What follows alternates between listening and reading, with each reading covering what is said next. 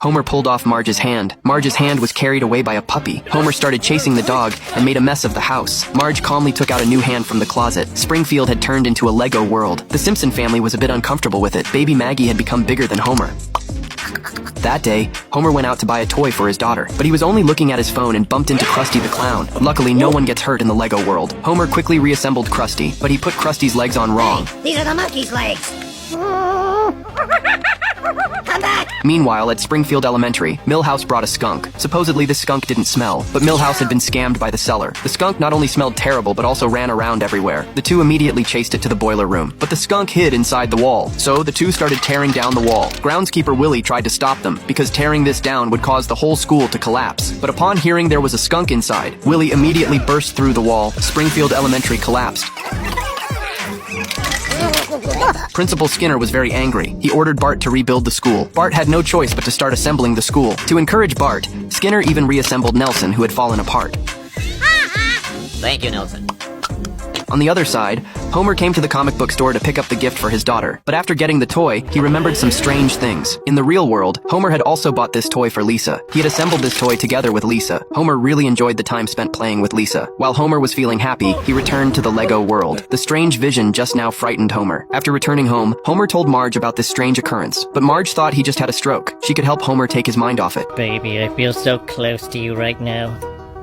But the next day, something strange happened again. When Homer looked in the mirror, he saw his real-world self. He thought Marge had bought a magic mirror, but Marge said it was just an ordinary mirror. Then Homer was walking down the street. He also saw his real-world self in the glass windows. Why don't you go back where you came from? Apu thought Homer was discriminating against him. He stated that he had the right to live here. There was even a spot for him on the calendar. Homer ran to Moe's Tavern in fear. He needed a drink to clear his head, but the beer also turned into something strange. What the? This isn't beer. Beer is plastic circles. How can I drink? He also saw what his friends looked like in reality. Homer ran away in terror. At this time, Bart was still building the school according to the instructions. Bart didn't want to build a boring school. It just so happened that Willie, who was supervising Bart, fell asleep.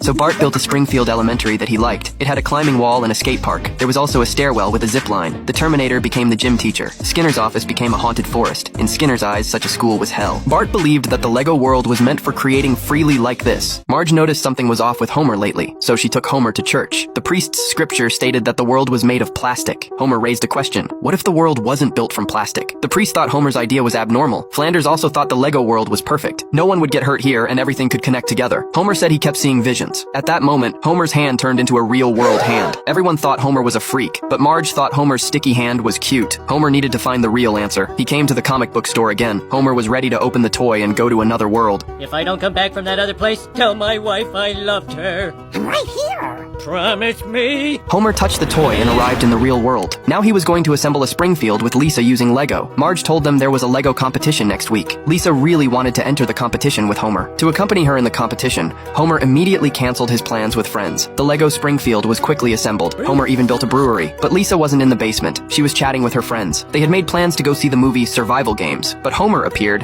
and announced he was entering the Lego competition with Lisa. Lisa felt very embarrassed. Her friends decided to leave first. See you Friday! Friday? But that's when Brickstock is. It turned out the movie and the Lego competition were on the same day. Usually, these cool girls wouldn't hang out with Lisa, so Lisa really wanted to go see the movie with these girls. All right. Thanks for understanding, Dad. Homer was very sad. Marge comforted Homer that children need their own space when they grow up, but Homer was upset that he couldn't always be in Lisa's world. In the end, Homer went to the Lego competition by himself. Comic Book Guy built the main character from the movie Survival Games. Homer thought this was the person who took Lisa away from him. I wish I lived in Little Springfield. Everything fits together and no one ever gets hurt. At that moment, Comic Book Guy's model knocked Homer unconscious, so Homer came to the Lego world. Therefore, the Lego world at this moment was Homer's imagination. The real Homer fears losing his daughter's love, so he invented this toy world where nothing will ever change. After learning the truth, Homer's hand turned back into Lego. He really liked the current world. Here, his father-daughter time with Lisa would never end. But Marge thought Homer was just in a false paradise. Homer didn't care about that. He just wanted to keep playing with Lisa forever. Homer thought this kind of world was what he wanted, the family together forever. But then he thought about how Maggie would forever be a big baby. Lisa and Bart would never grow up either. He would never experience life's ultimate rewards. Homer regretted it. He felt that children must grow up for life to be meaningful. So Homer went to find Comic Book Guy, hoping to return to the real world. But Comic Book Guy thought the Lego world was wonderful. He tried to persuade Homer not to go back, but Homer still wanted to return to the real world. All you need to do is open the box back to your so-called reality.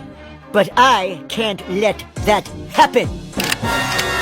Unexpectedly, Comic Book Guy was a villain. He loved this fake world. Comic Book Guy built a sturdy castle and locked the toy inside. Then he took out Lego weapons to attack Homer. Homer didn't know what to do, so he called out loudly for help. Bart heard Homer's cry for help and went to assist.